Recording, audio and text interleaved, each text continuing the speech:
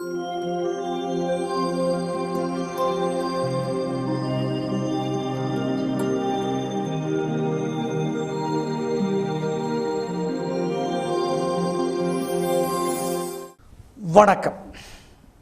மன்மத ஆண்டு முடிந்து துர்முகி தமிழ் புத்தாண்டு பிறக்கிறது. இந்த துர்முகி என்கிற வார்த்தைக்கு என்ன அர்த்தம் என்றால் குதிரை முகம் என்று அர்த்தம். குதிரை முகம் யாருக்கு? ஹயகிரீவ பெருமாளுக்கு. ஹயம் என்றால் குதிரை, கிரீவம் என்றால் முகம், குதிரை முக பெருமாள். இந்த குதிரைமுக பெருமாளினுடைய ஆதிக்கத்திலே இந்த புத்தாண்டு வருகிறது என்பதனால் கல்வி சிறக்கும், கல்வி சம்பந்தப்பட்டவர்கள் சிறப்பார்கள், அறிவு விருத்தியாகும். அறிவு விருத்தியினாலே தமிழ்நாடு மென்மேலும் வளமாகும், இந்தியா சிறக்கும், எல்லா வகையிலும் நம் மாநிலமும் நாடும் முன்னேறும் என்று சொல்லலாம். இது நம் நாட்டிற்கான பலன்.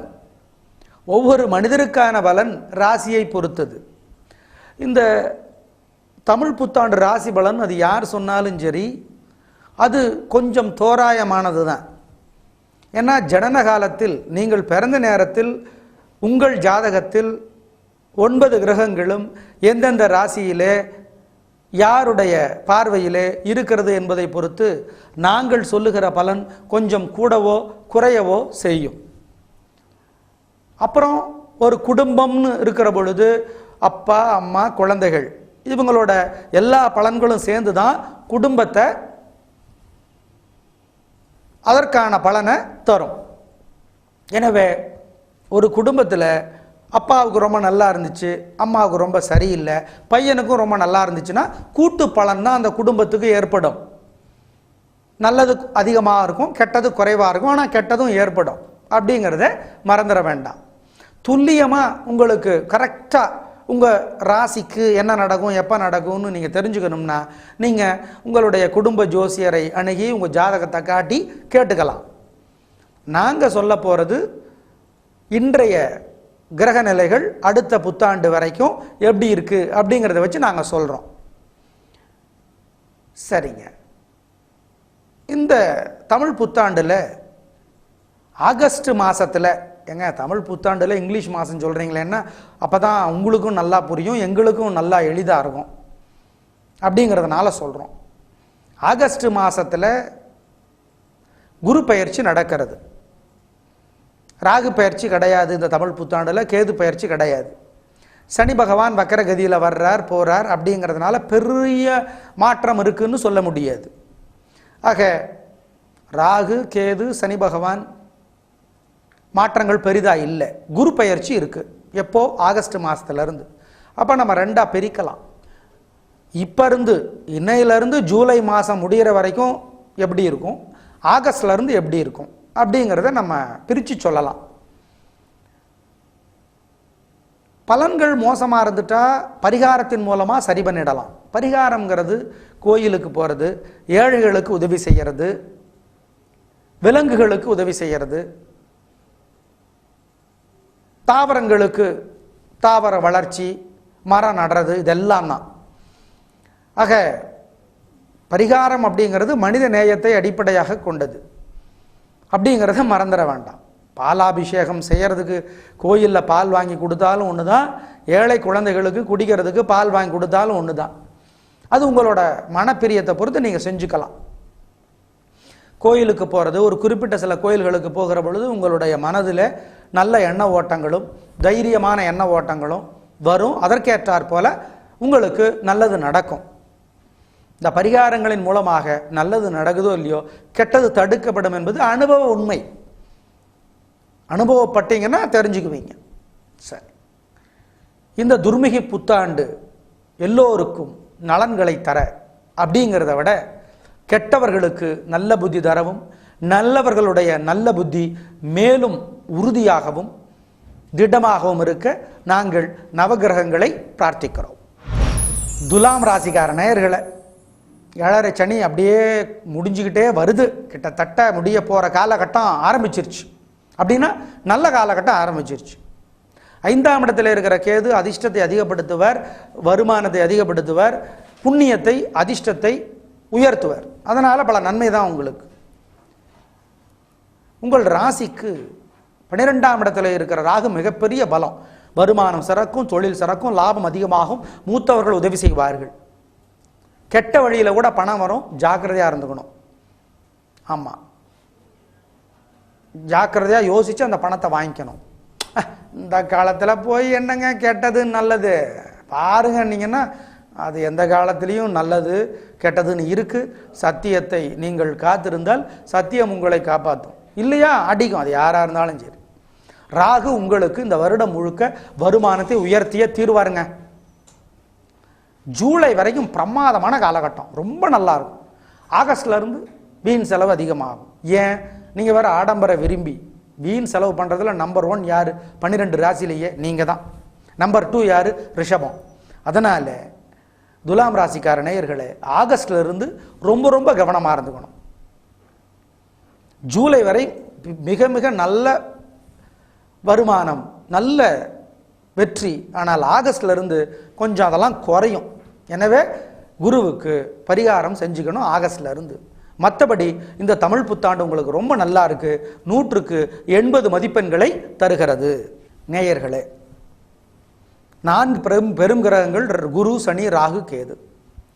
மீதமுள்ள கிரகங்கள் சூரியன், செவ்வாய், புதன், சுக்கிரன், சந்திரன் அடிக்கடி மாறுகிறவர். எனவே இவர்கள் நடுநடுவில் நன்மைகளை தருவார்கள், தீமைகளை தருவார்கள், அது மாறும். மொத்தத்திலே குரு ஜூலை மாதம் முடிகிற வரை உதவி செய்கிற ராசிகள் 5. நல்லா கவனிச்சு கேட்டுக்கோங்க, எழுதிக்கலாம் நீங்க. குரு பகவான் ஜூலை வரைக்கும் 5 ராசிகளுக்கு உதவி செய்கிறார். மேஷத்துக்கு உதவி செய்வார், கடகத்துக்கு உதவி செய்வார், துலாமுக்கு உதவி செய்கிறார், தனுசுக்கு உதவி செய்கிறார், கும்பத்துக்கு உதவி செய்கிறார். மீதமுள்ள 7 ராசிக்காரர்கள் ஜூலை மாதம் வரைக்கும் வியாழக்கிழமைகளில் அசை உணவு தவிர்க்கணும், சுண்டலை வேக வைத்து ஏழைகளுக்கு தரணும், குலதெய்வ கோயிலுக்கு அமாவாசை தவறாமல் போகணும், தமிழ் மாச பரப்பு தவறாமல் போகணும், பெரியவங்களுக்கு மஞ்சளர் ஆடை எடுத்து தரணும், ஏழை சிறுவர்களுக்கு பொருளுதவி செஞ்சா குரு தோஷம் விலகும். ஆகஸ்ட் மாசத்திலிருந்து குரு பகவான் 5 ராசிகள் உதவி செய்கிறார். அந்த 5 ராசிகள் எவை? ரிஷபம், சிம்மம், விருச்சிகம், மகரம், மீனம்.